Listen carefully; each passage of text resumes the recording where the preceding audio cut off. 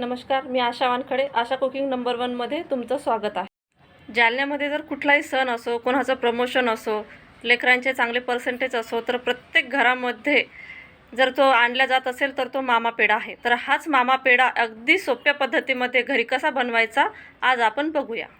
मामा पेढा बनवण्यासाठी मी इथे 250 ग्रॅम खवा घेतलेला आहे, म्हणजे 1 पाव.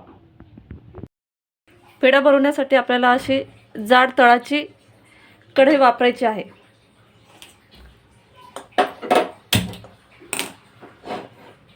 कारण आपल्याला हा पेढा खूप घोटून घ्यावा लागतो.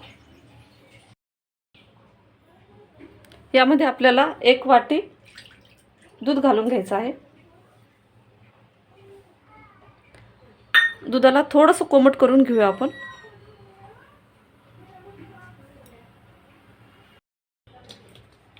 दूध कोमट झालेलं आहे. यामध्ये आता आपल्याला हा खवा असा चुरगळून घालायचा आहे.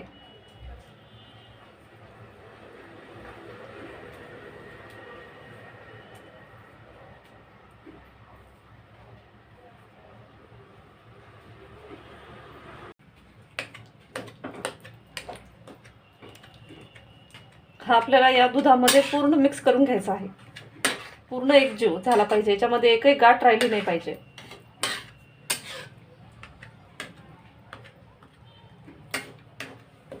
बघा, अशा प्रकारे हा दुधामध्ये पूर्ण एकजीव झालेला आहे. आता आपल्याला हे पूर्ण दूध या खव्यामध्ये आटू द्यायचं आहे. हे कमीत कमी 10 ते 15 मिनिटं लागेल. याला एकदम कमीच आचेवर याला ठेवायचं आहे. जर फुल गॅस केला तर हे बुडाला लागेल. त्यासाठीच जड बुडाची कढई किंवा कोणते जे पातेलं तुम्ही वापरसाल त्याच्यासाठी थोडं जाड तळाचंच वापरायचं. हे बघा, आपला खवा घट्ट होण्याला सुरुवात झालेली आहे.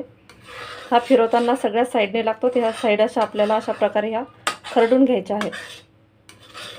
याचा आपल्याला पूर्ण कलर चेंज होईपर्यंत हे आपल्याला अशाच प्रकारे घोटत राहायचं आहे.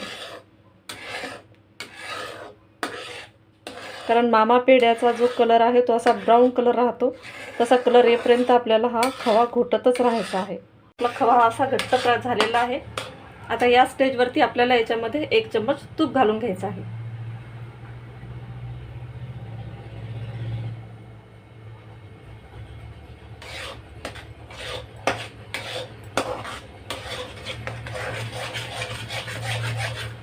आपल्याला 1 वाटी म्हणजे आपण 250 ग्रॅम खवा घेतलेला आहे, तर त्याला 100 ग्रॅम दूध आणि 100 ग्रॅम साखर वापरलेली आहे.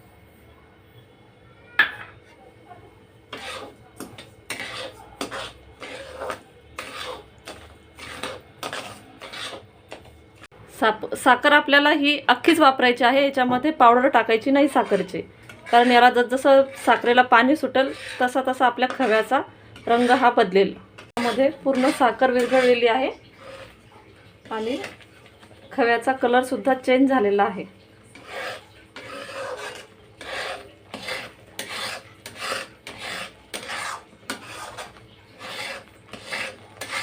अशाच प्रकारे आपल्याला हा खवा घोटावा लागतो.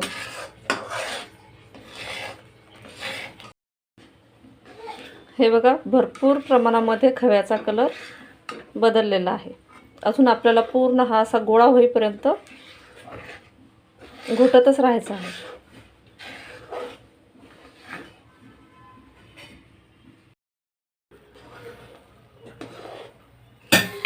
हे बघा, भरपूर प्रमाणामध्ये खव्याचा कलर बदललेला आहे. आता हे बघा, परफेक्ट आपला हा पेढ्याचं बॅटर तयार झालेलं आहे. सेम याच कलरचा आपला मामा पेढा असतो. बस या स्टेजवरती आपल्याला आता गॅस बंद करून टाकायचा आहे. आणि यामध्ये मी 2 ते 3 विलायची ही बारीक कुटून घातलेली आहे.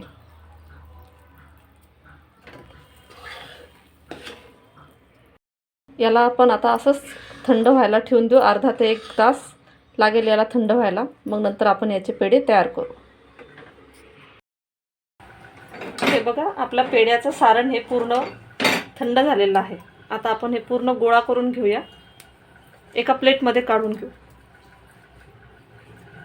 बघा किती छान झालेला आहे आणि कलर सुद्धा खूप छान आलेला आहे याला.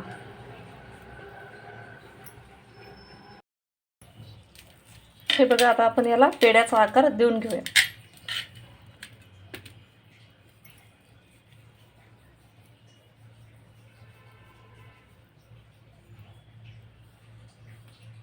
तुम्ही याला कसा पण आकार देऊ शकता.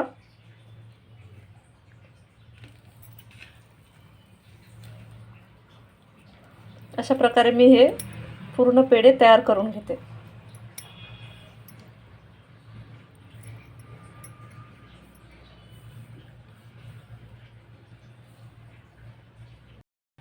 सध्या गणपती बसलेले आहेत, तर आपण या पेढ्याचे काही मोदक सुद्धा करूया.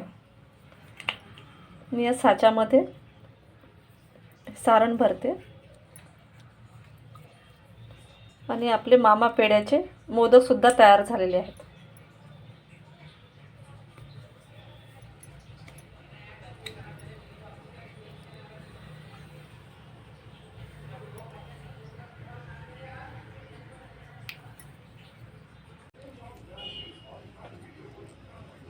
अशा प्रकारे मी काही याचे मोदक आणि काही पेढे तयार केलेले आहेत.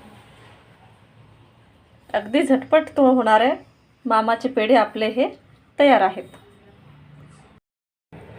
पेढ्यावरती तुम्ही अशा काट्याच्या चमच्यानी याला काही आकार पण देऊ शकता,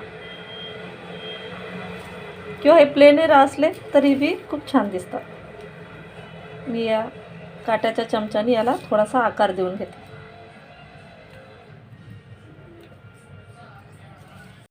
हे बघा, चमच्याच्या सहाय्याने मी याला असा आकार देऊन घेतलेला आहे. अशा प्रकारे आपले हे मामा पेढे तयार झालेले आहेत. तर आपण याला आता सर्व करूया. जर तुम्हाला रेसिपी आवडली असेल तर प्लीज मला लाईक, शेअर आणि सबस्क्राईब करा.